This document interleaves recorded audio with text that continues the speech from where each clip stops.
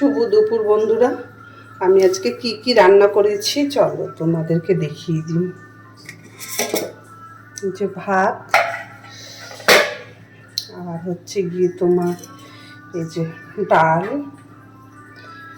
আর এটা হচ্ছে কি পেঁপে আলু দিয়ে ঘন্ট করেছি গ্রেট করে।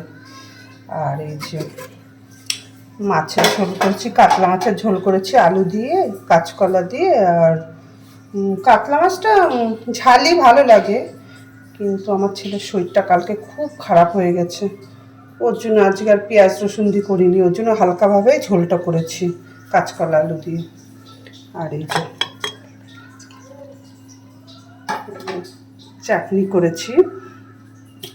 এই হয়েছে আমাদের আজকে রান্না বান্না। আমরা খেতে বসে যাচ্ছি। টাটা বন্ধুরা।